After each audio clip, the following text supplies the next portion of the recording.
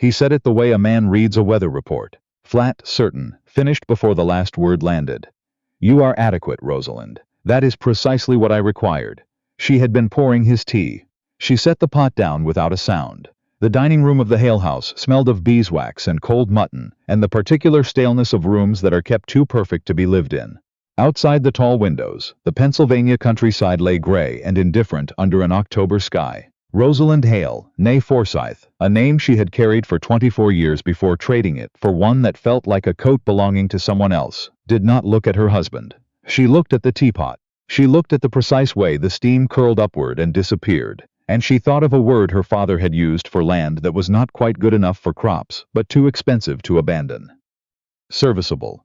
That was what she was. That was what 3 years of marriage had confirmed, in the particular way that confirmation arrives, not all at once, but in small quiet installments, each so modest you could almost mistake it for something else.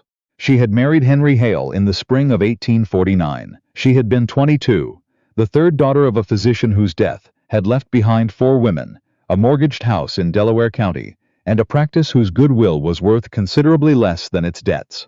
Henry had been 31, deliberate, and in possession of a prosperous farm supply business that had weathered 2 hard winters without contracting. He had not been unkind in his proposal. He had explained the arrangement in the same measured voice he used for everything, the voice of a man who had thought things through and arrived at conclusions he did not expect to be questioned. Her mother had wept. With relief, Rosalind had understood, not with joy. She had walked into the Hale house with her eyes open. She had understood the terms. What she had not understood, not fully, not until the accumulation of 1,000 ordinary mornings had made it impossible to miss, was that the terms were the entirety of it. That Henry Hale had not acquired a wife so much as he had completed an inventory. That his mother, Mrs. Vera Hale, a small, exacting woman with the disposition of someone permanently expecting to find fault, had drawn up that inventory before the wedding, and had been checking items off it ever since. "The preserves from Tuesday are still in the cold cellar," Vera said now, without looking up from her embroidery. She had been in the dining room when Rosalind arrived that morning, and she would be there when Rosalind left, as permanent a fixture as the sideboard. "I counted 6 jars. There should be 8. 2 were given to the Mallory family," Rosalind said. "Their youngest has been ill. I thought it appropriate." "You thought." Vera set down her embroidery. "Henry requires 8 jars through November. The Mallorys have their own cellar. The Mallorys also have 4 children and a sick one." Henry looked up from his newspaper. "Rosalind." He said it as a period, not a question. She looked at him. He looked back at her with the steady, unseeing patience who was not angry, had never been angry, which was almost worse. A man who simply did not understand why any of this required discussion. His mother managed the house. His wife managed the house. There was presumably a system. He did not involve himself in systems. He involved himself in the farm accounts and the supply ledgers and the quarterly meetings in Philadelphia with men whose handshakes settled things. "I'll replace the jars," Rosalind said. She said it the way she said most things in that house, quietly, completely, leaving nothing for anyone to address.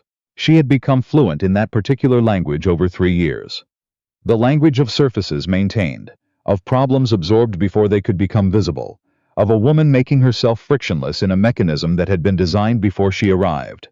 The thing Henry said next was not delivered with cruelty.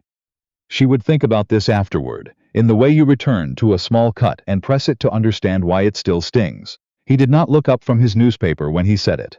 He turned a page with the unhurried ease of a man making a small observation, the way you note it is raining or the fire needs banking. "Mother's right that the Mallory charity ought to go through the church account," he said. "It reflects better. People talk, and we have a standing to maintain. You understand, Rosalind." She did not answer. She sat for a long moment with her hands in her lap and the teapot still sending up its useless steam, and Vera's embroidery needle moving in and out of linen, with the small, industrious sound of a woman who had been right about everything and knew it. Then Rosalind Forsyth. She thought of herself by that name in moments like this. Not Hale, never entirely Hale. Set her napkin beside her plate, rose from the table and walked out of the dining room. She went upstairs. She closed the bedroom door. She stood in the center of the room and breathed. Then she went to the wardrobe and began to take things out. She had not planned this. That was not entirely true. She had not consciously planned it. But there was a carpetbag in the back of the wardrobe that she had kept packed for 8 months. 2 wool dresses, her warmest shawl. Her father's medical notebook, which she had kept for no practical reason, except that the sight of his handwriting was sometimes the only thing that felt real, and she had not let herself think too directly about why it was there. She allowed herself to think about it now. She was done. Not with Henry's indifference, not with Vera's precision, not even with the particular silence of 3 years of being managed around like a chair someone has grown accustomed to, but would not particularly miss. She was done with the version of herself she had become in this house. The smoothed, adequate, serviceable version. The Rosalind who replaced the jars. Her mother would worry. Her mother was in Harrisburg now, staying with Rosalind's eldest sister, and she would worry in the quiet, contained way she had worried since Rosalind's father died. The worry of a woman who had used up her visible grief and now kept the rest of it where it would not inconvenience anyone. She wrote 2 letters. One to Henry, brief, as she had learned everything needed to be in this house. She had left the household accounts organized. She had noted the date of the next supply delivery. She said do not look for her, and she meant it, and she signed it with her full name, both names, because for reasons she did not examine too closely, she needed to own all of it. The second letter was to her mother. She said she was all right. She said she would write when she arrived. She did not say where she was going, because she needed to be the one who knew that first, before anyone else could form an opinion about it. There was a town in the western part of the state called Granger's Ford. She had read about it in a letter her cousin Dottie had written before moving there with her husband. A letter that had described, among other things, a community without a practicing physician, a situation that had become increasingly difficult since old Dr. Whitmore's eyesight had made him unreliable for anything delicate. Dottie had written it as news. Rosalind had read it 3 times and kept the letter in her father's notebook, pressed between 2 pages of his notes on fever treatment. She had been her father's assistant from the age of 14 until his death. She had compounded his medicines, kept his records, accompanied him on calls when he felt she would be useful and when he simply felt she should see.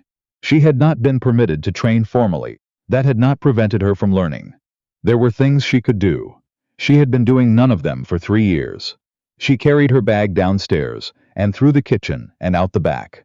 The October air was cold and sharp and smelled of turned earth and distant wood smoke, and it was the first thing in 3 years that felt entirely straightforward. She did not look at the fields as she walked. The Hale fields were well managed and prosperous, and had nothing to do with her. She kept walking. Her cousin, Dottie, met her at the door of the Ford house in Granger's Ford at 3:30 on a Wednesday afternoon, looked at the carpetbag, looked at Rosalind's face, and said, "Come in," without asking a single question. That alone was enough to make Rosalind grateful in a way that was almost too much to hold. Dottie's husband, a broadly built man named Warren who repaired wagon wheels and had the uncomplicated cheerfulness of someone who had found his place in the world and settled into it without drama, shook Rosalind's hand at supper and did not ask about Henry. He talked about the autumn harvest and a dispute over road repair and the particular difficulty of sourcing hickory in sufficient quantity. Rosalind ate cornbread and listened, and felt something in her shoulders begin, very slowly, to unknot. The problem of the town without a physician became apparent to her within 4 days. The miller's son had a hand infection that had been treated with a poultice that was making it worse. The blacksmith's wife had been coughing since August and believed it was dust, but Rosalind, having listened with her father's old instrument, thought otherwise. A child on the East Road had a fever that had not broken in 3 days, and the women passing this information to each other in worried whispers had run out of things to try. Rosalind went to the miller's son first. She brought the right supplies. She explained what she was doing and why. She changed the dressing and left instructions clear enough that the miller himself could follow them.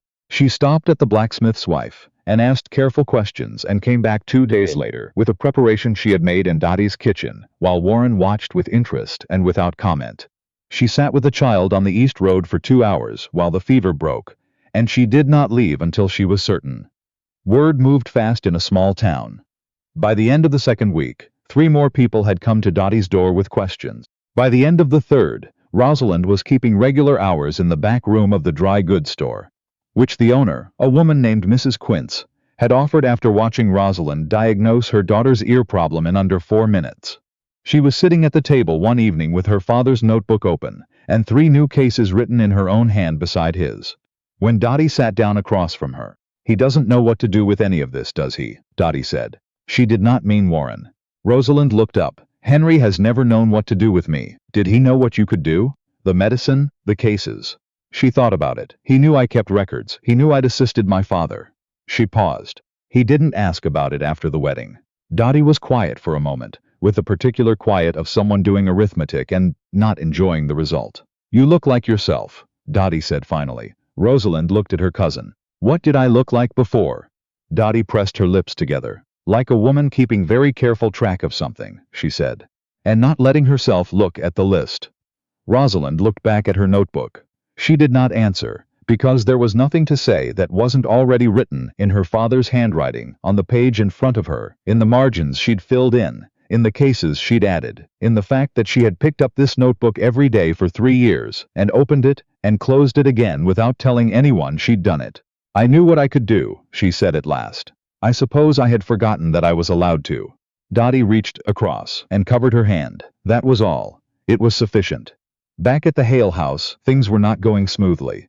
Mrs. Vera Hale had taken stock of the situation with the thoroughness she applied to everything, and her conclusion was that the household accounts were impenetrable. Rosalind had kept them in a system no one had ever seen fit to ask about, because the system had worked, and working things did not require examination. Now they required examination, and no one could perform it. Henry sat in his study on a Tuesday evening, with the account ledger open in front of him, and the particular expression of a man confronting something he had assumed was simple, and discovering it was not. His factor had come that morning and asked about the November supply schedule, which was normally already prepared. The schedule was not prepared. The schedule had lived in Rosalind's head and in the left drawer of the writing desk, organized in a manner that now required her to interpret.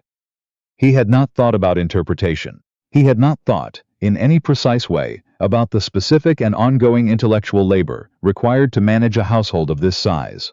He had thought about the fact that the household ran, the way you think about the fact that a clock keeps time without considering the mechanism. The mechanism had walked out the back door 3 weeks ago.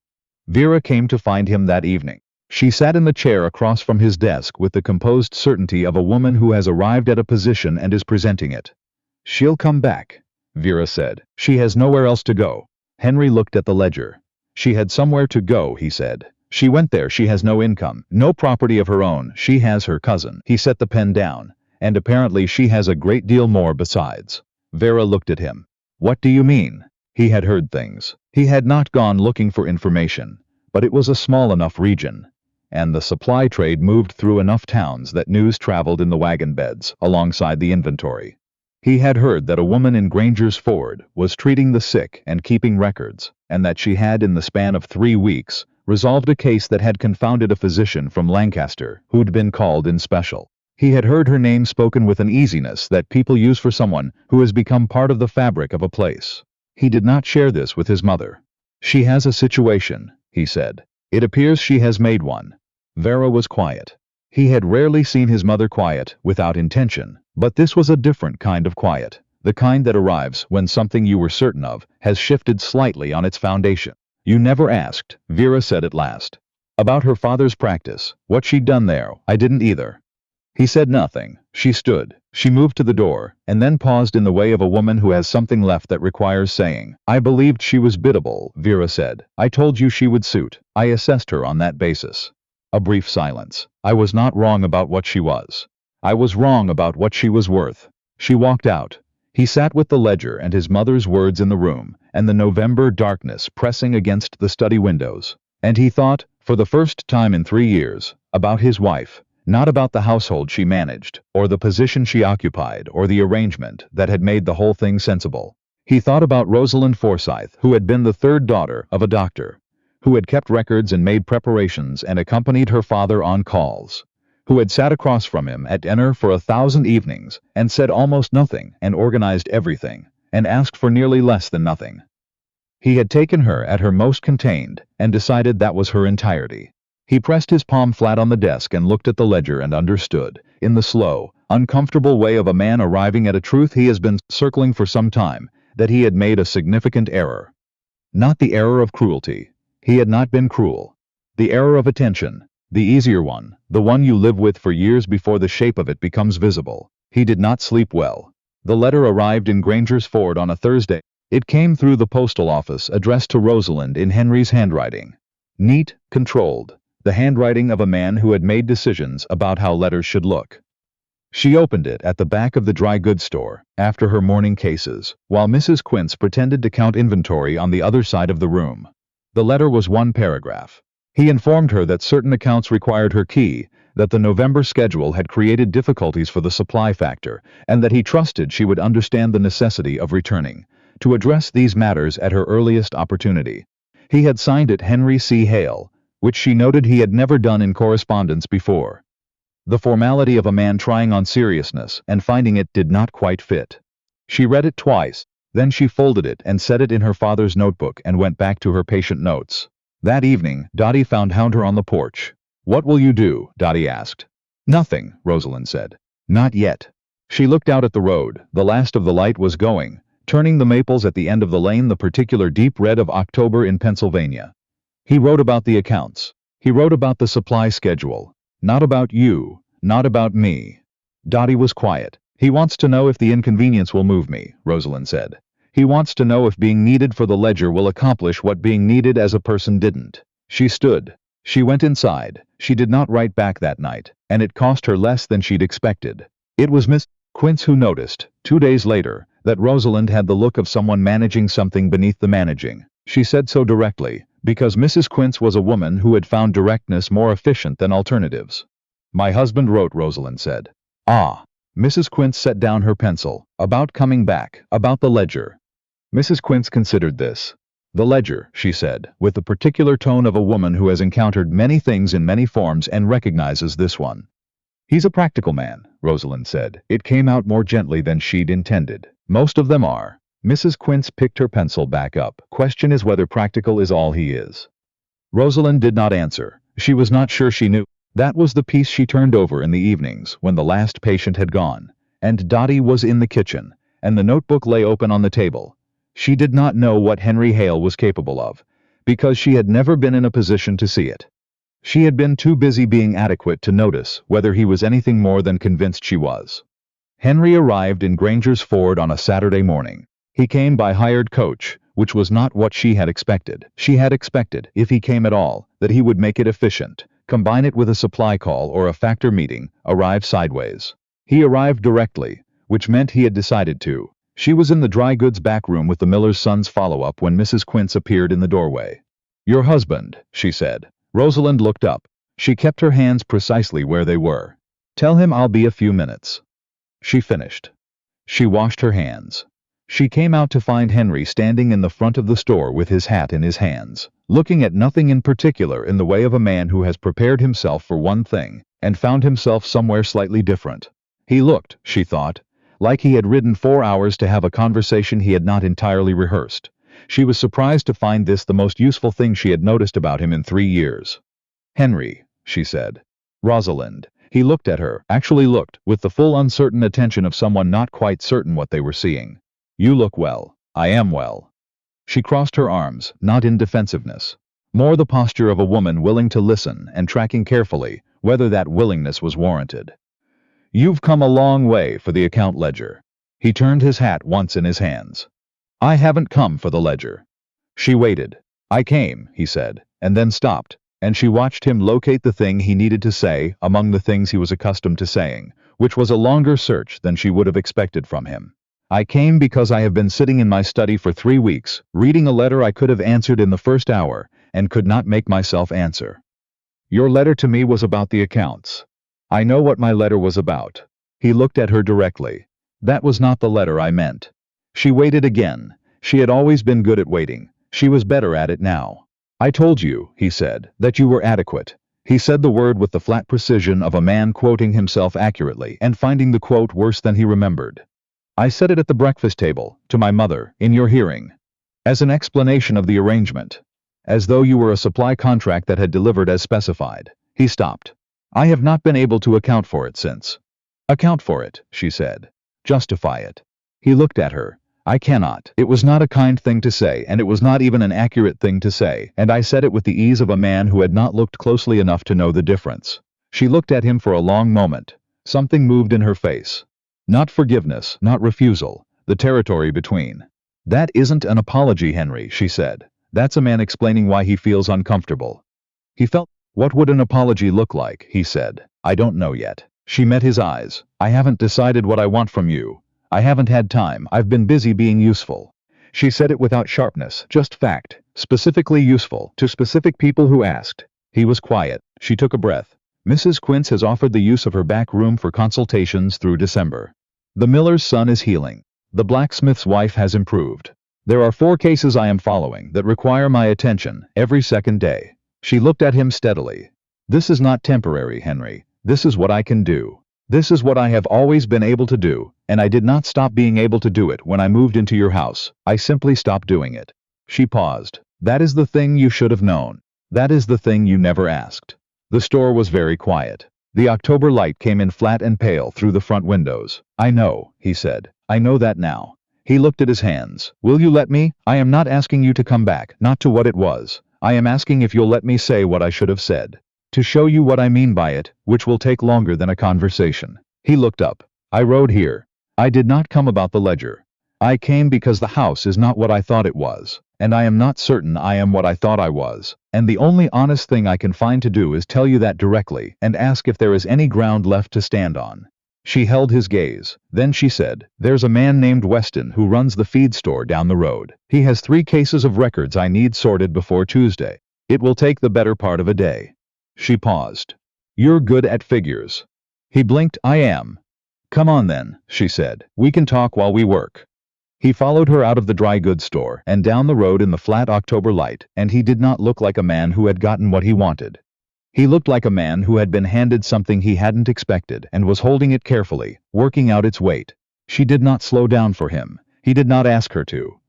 The Weston records took the better part of Tuesday, and by the end of it Henry Hale had reorganized 3 years of supply invoices into a system that Rosalind could cross-reference with her patient billing without either of them having planned that. She noticed he had done it that way on purpose. She did not mention it. He did not either. Some things were better communicated through the doing. He stayed 5 days in Granger's Ford. He slept at the boarding house on the main road, and he appeared each morning at the dry goods store without fanfare, and he did whatever was in front of him. The Weston records. A fence repair Warren needed an extra set of hands for, the cataloging of a delivery of medical supplies that Rosalind had sourced from Philadelphia. He did not manage. He did not direct. He worked alongside, which was different, and it was not a small difference. On the 4th evening, she found him at the boarding house porch, and she sat down across from him in the last of the light, and they talked. Not about the house or the accounts or the arrangement. About her father. About the cases she had taken. About what she had understood at 14, watching a man she trusted perform a procedure that could have gone wrong and did not go wrong because he was meticulous and calm and had taught her to be both. He listened the way she had wanted to listen for 3 years. Not with the waiting patience of a man calculating when it would be appropriate to respond. With the full, unhurried attention of a man who was genuinely locating himself in relation to something new. You've been doing this your whole life, he said. Not a question. My whole remembered life. Yes, and in my house. She looked at him. I kept a notebook. He was quiet for a moment. Show me, he said. She did. She sat beside him on the porch in the October cold, and she opened her father's notebook and showed him the pages her father had written, and the pages she had added in the margins and the blank pages at the back, where she had kept 3 years of cases she had read about, treatments she had thought through, preparations she had made in her mind without being able to make them with her hands. He read it slowly. He did not hurry. When he looked up, something had shifted in his expression. It was not quite the recalibrating expression, not quite regret. Something older, recognition. I want to ask you something, he said, and I want you to answer it without being kind. All right, are you happy here? She did not answer immediately. She looked at Dottie's house at the end of the road, lit from inside. She looked at the dry goods store, dark now, her case notes in the back room. She thought of the miller's son's hand, healing cleanly. She thought of her father's handwriting and her own in the same notebook, and the fact that she had not once in 4 weeks felt like furniture. Yes, she said. He nodded. A single nod, careful. Then whatever comes next, he said. You keep that. I am not asking you to trade it. She looked at him. I need you to understand what I mean, he said. Not more consideration in my house. Not a warmer version of what it was. Different. The way decisions are made. The way you are present in them. Your work, here and elsewhere. Not set aside. Not managed around. Treated as the work it is. He paused. I want you to tell me what it should look like. All of it. and I will listen, and I will not make counteroffers. She had not expected that. She had been prepared for negotiation. She told him. She told him about the accounts, and how they needed to be kept jointly, about household decisions and whose voice counted in them, about her medical work, and how it was not something she was willing to suspend for the comfort of the house's appearance. She told him that Vera would need new terms, not exile but clear terms, agreed to by all three of them, and not simply inherited from the existing arrangement.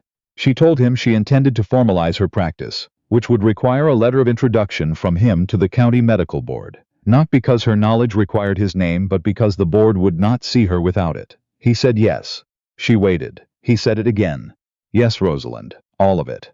She looked at him. You're agreeing because you want this conversation to resolve. I'm agreeing, he said, because I mean it. He met her eyes. I have been watching you for 5 days in this town. I have watched you work. I have watched the way people talk to you, and the way you talk back, and the way you move through the street here with the ease of a woman who knows where she belongs. He stopped. His jaw tightened for a moment. I would like you to move through my house, our house, that way. I would like to know what you think at breakfast. I would like to ask about your cases in the evening and receive an actual answer. He looked at her directly. I would like, he said carefully, to be worth answering. The porch was quiet. Down the road, Dottie's house put out a warm rectangle of light. Rosalind looked at her husband. This quiet, practical, slow-to-arrive man who had ridden 4 hours in a hired coach and spent 5 days doing every useful thing he could find and was now asking, with more plainness than she had thought him capable of, to be given room to become different.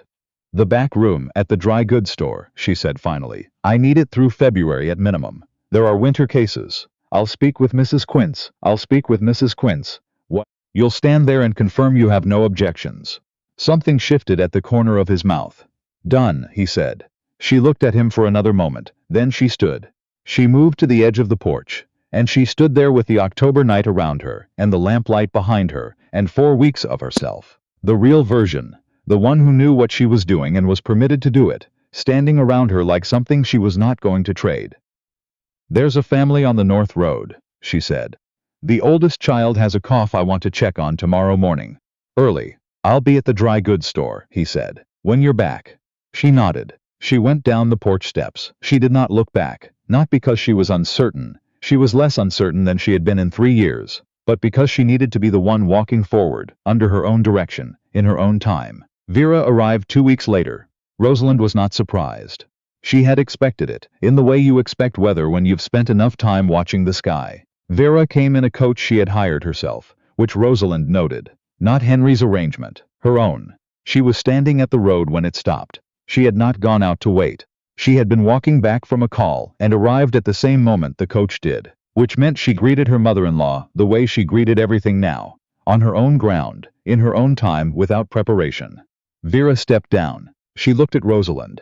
She looked at Granger's Ford. She looked at the dry goods store and the boarding house and the road. She looked at Rosalind again. You look different, Vera said. I feel different, Rosalind said. Welcome to Granger's Ford, Mrs. Hale. Henry is at the feed store. I'll take you to him. She walked.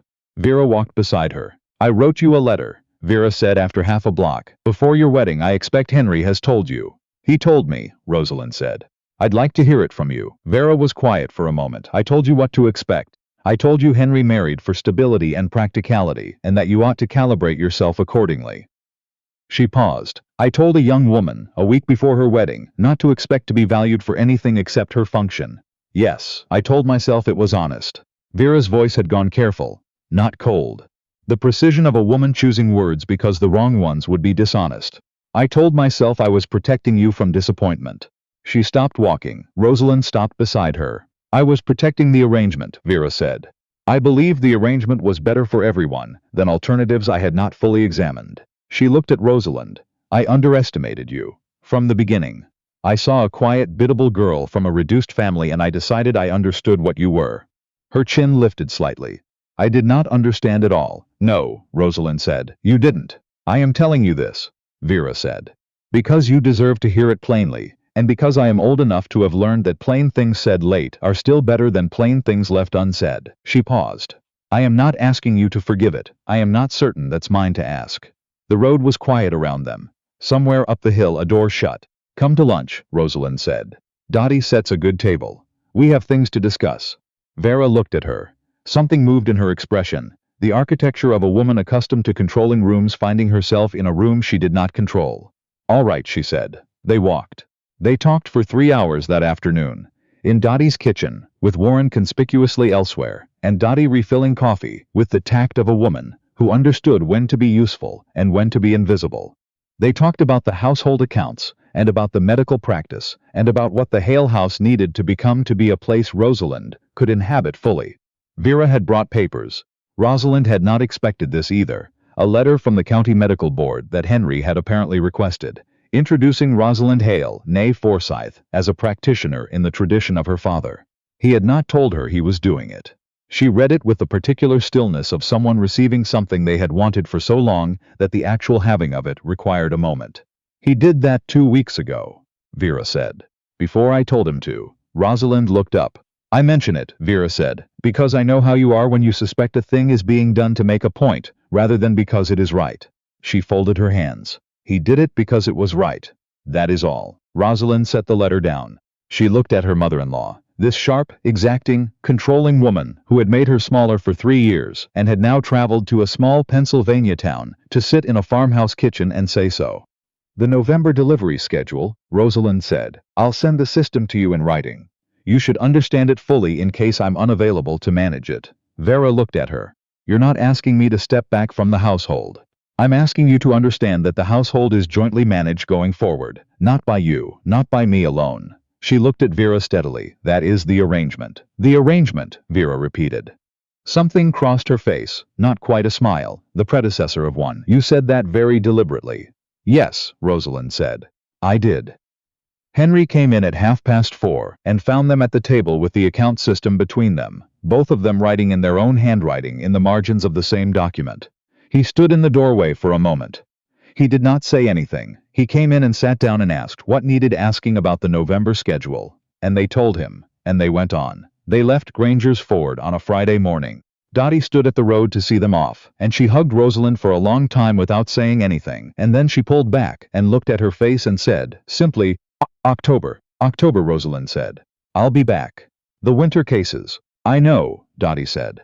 I'll have the back room ready. Rosalind climbed into the coach. Henry was already inside. She settled across from him. The coach moved. The maples went past, still red, still the particular deep color of a Pennsylvania October that she had spent 3 years not seeing properly. The county board letter, she said. You saw it. Vera showed me. He looked at her. I should have done it before the wedding. I should have asked about your father's practice, what you knew, what you could do. I should have arranged for you to practice from the start. He paused. I didn't know what you were capable of, and I did not ask, and those are 2 separate failures, and both of them are mine. She looked at him across the coach. When we arrive, she said, I want an office, not the back bedroom. A proper office, with a door to the outside road, so patients can come without coming through the house. I'll speak with the carpenter Monday. I'll speak with the carpenter. You'll confirm the commission. The corner of his mouth moved again. Done, he said. She looked out the window at the road, at the fields going by, the familiar ones now, the Pennsylvania farms she had looked at for 3 years without looking at. They seemed larger than she remembered. Or perhaps she was simply looking at a different scale now, from a vantage point she had earned. The blacksmith's wife, she said. The woman in Granger's Ford with the cough. I'd like to correspond with the physician in Lancaster about her case. Do you need anything from me for that? I may need the use of your name with his office. You have it. She picked up her father's notebook. She opened it to a clean page. She began writing the letter in her head, composing it as the coach moved, the words arranging themselves in her father's tradition and her own. Precise, direct, professionally courteous. The work of a woman who knew her subject. The first morning back, she came down to find Henry already at the breakfast table. He looked up when she came in, and the look was the one she had begun to recognize, the full, settled look of a man who was present, which was new and which she was still deciding how much to trust. Good morning, he said. Good morning. She sat. He poured her coffee without being asked. He set it at her place. She picked it up. She looked at him across the table. There's a family on the Lancaster Road, she said. I heard from Mrs. Quince before we left. The husband came in the week before I arrived. I'd like to make a call this afternoon. I have ledgers in the afternoon, he said. If there's anything in them you need, the November figures. Leave them on the desk. I'll look in the evening. He nodded. He went back to his papers. She reached for her bread. Vera came in 20 minutes later. She sat down. She reached for the coffee pot. She did not say anything about the parlor curtains, or the state of the larder, or the things that still needed to be done by a woman who considered it her role to count what was wrong. She poured her coffee. She picked up her cup. "The Lancaster family," she said, without looking up. "The Brennan family. I know the wife. She had difficulty with the last child. You should know that before you call." Rosalind looked at her. Vera looked back with the careful, adjusted eyes of a woman who had revised a calculation and was living with the revision. "Thank you," Rosalind said. Vera nodded. She drank her coffee. The breakfast table was neither warm nor cold. It was inhabited by 3 people who had arrived at the same place from 3 different directions and were working out, in the plain, unhurried way of people who have chosen honesty over comfort, what it meant to stay. Henry looked up once, briefly. He looked at his mother, at his wife, at the table between them. He went back to his papers. He was not the same man who had read a weather report over breakfast 3 years ago. He was not finished becoming different. But he was here, present, accountable, doing the work. And for Rosalind, who had learned in Granger's Ford the difference between a place that required her adequacy and a place that deserved her full capacity, that was not nothing. That was, in fact, the beginning of something she intended to build carefully, in her own handwriting, on her own terms, the same way her father had taught her to hold a line, straight, honest, and sure of the ground beneath it.